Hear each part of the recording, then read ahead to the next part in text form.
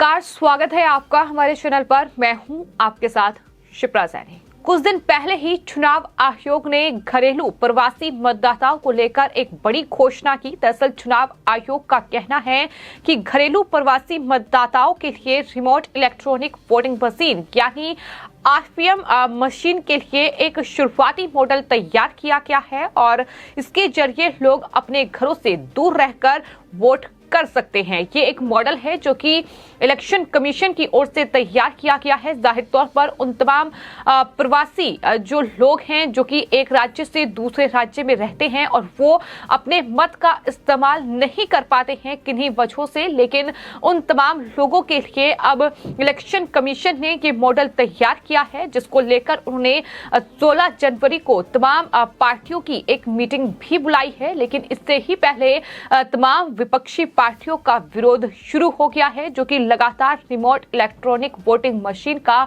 विरोध कर रहे हैं। तो इस तरह से जो विपक्ष खास तौर पर कांग्रेस पार्टी, टीएमसी और साथ ही समाजवादी पार्टी लगातार जो इलेक्शन कमीशन के खिलाफ बयानबाजी करती रही है, जिस तरह से ईवीएम को लेकर ही लगातार सवाल उठते रहे हैं, लेकिन अब इलेक्शन कमीशन ईवीएम से आगे यानी एक स्टेप आगे बढ़ चुकी है और ये रिमोट इलेक्ट्रॉनिक वोटिंग मशीन के लिए एक शुरुआती मॉडल तैयार किया गया है। हालांकि 16 जनवरी 2023 को एक मीटिंग रखी गई है जिसमें सभी राजनीतिक दलों को शामिल होना है और चुनाव आयोग की तरफ से जारी एक बयान के मुताबिक रिमोट वोटिंग पर एक प्रस्ताव पत्र जारी किया गया है। इस प्रस्ताव को लागू करने में जो भी कानूनी, प्रशासनिक, प्रक्रियात्मक, तकनीकी और साथ ही तकनीकी संबंधी चुनौतियां आएंगी, उस पर राजनीतिक दलों के विचार मांगे जाएंगे। ये चुनाव आयोग की ओर से जानकारी दी गई है। लेकिन आपको ये बता दें कि 16 जनवरी को ये मीटिंग होनी है, लेकिन इससे पहले ही यानी अभी तक इस मॉडल को चुनाव आयोग ने तमाम राजनीतिक दलों के सामने रखा भी नहीं है। उससे पहले ही बयानबाजी का दौर शुरू हो गया है।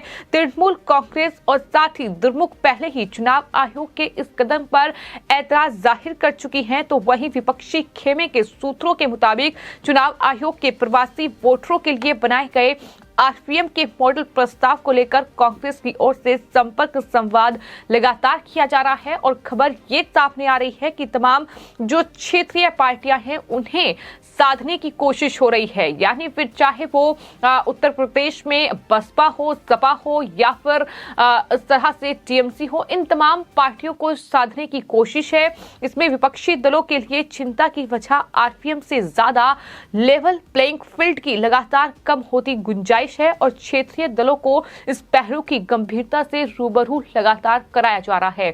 तो कुल मिलाकर जो पहले ही ईवीएम यानी इलेक्ट्रॉनिक वोटिंग मशीन विपक्ष की चिंता बढ़ा रही थी, लगातार हमने देखा है कि फिर चाहे वो लोकसभा का चुनाव हो, फिर चाहे वो विधानसभा का चुनाव हो जो कि ईवीएम के जरिए होता है, और जब चुनाव नतीजे सामने आते हैं तो ईवीएम सवालों के घेरे में रहती है। विपक्ष खासतौर पर ईवीएम को लेकर लगातार सवाल उठाता है। ईवीएम में गड़बड़ी, ईवीएम में खराबी, इस तरीके की बातें लगातार सुनने को मिलती है। यहाँ तक कि विपक्ष बैलेट पेपर पर चुनाव होने चाहिए, इस तरह की अपील भी चुनाव आयोग से कर चुका है। जाहिर तौर पर अगर एक पक्ष की जीत होती है तो दूसरा पक्ष ईवीएम पर सवाल उठाता है, लेकिन इन सब से परे अब जिस तरह से आरपीएम यानी रिमोट इलेक्ट्रॉनिक वोटिंग मशीन का ये मॉडल चुनाव आयोग ने तैयार किया है, इसको लेकर कांग्रेस पार्टी के वरिष्ठ नेता जयराम रमेश ने आरपीएम की पहल का विरोध करते हुए विपक्षी दलों की इस चिंता को ये कहते हुए जाहिर भी किया है कि विपक्षी दलों से बातचीत करते हुए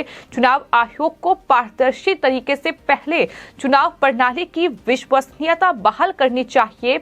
हालांकि विरोध के क्रम में कांग्रेस इस बात को लेकर लगातार सतर्कता बरत रही है कि उनका ऐतराज प्रवासियों के मताधिकार को लेकर नहीं है, बल्कि रिमोट इलेक्ट्रॉनिक वोटिंग मशीन को लेकर है।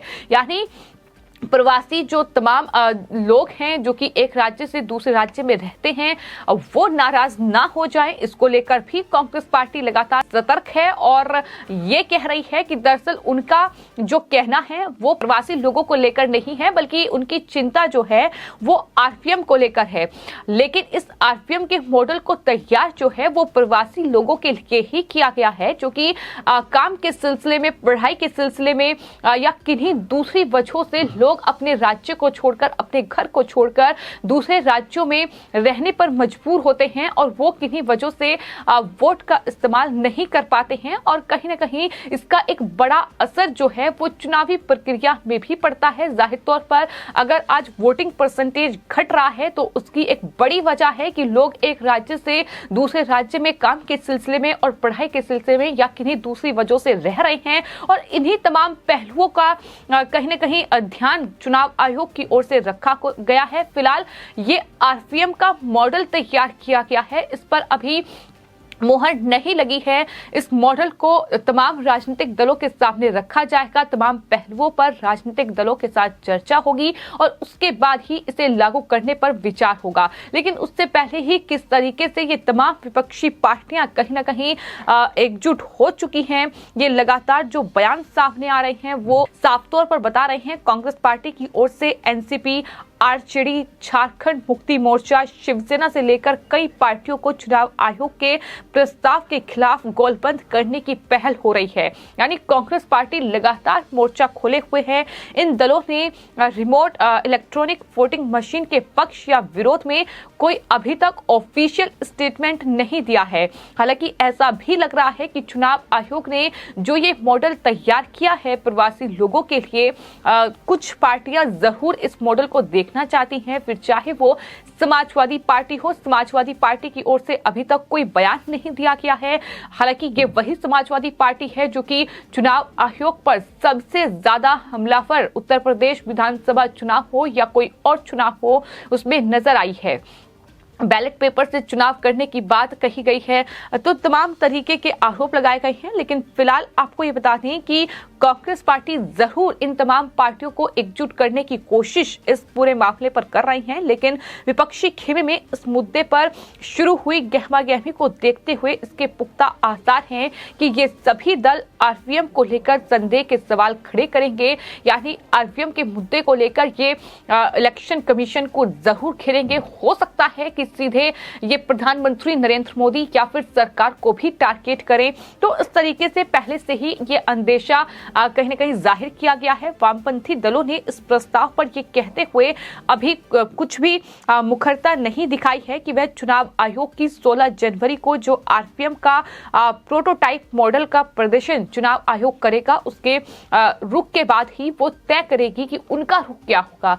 तो कहीं ना कहीं 16 जनवरी को जो मीटिंग होनी है उसका भी इंतजार कुछ विपक्षी दल जरूर कर रहे हैं। लेकिन वहीं कांग्रेस पार्टी ये कह रही है कि दरअसल उनकी जो प्रवासी लोगों को वोट का अधिकार मिलना चाहिए, इसके खिलाफ वो नहीं है, लेकिन वो इस रिमोट इलेक्ट्रॉनिक वोटिंग मशीन के खिलाफ हैं और ये पारदर्शिता पहले चुनावों में की जाए, इस तरीके की बातें लगातार विपक्ष की ओर से की जा रही हैं।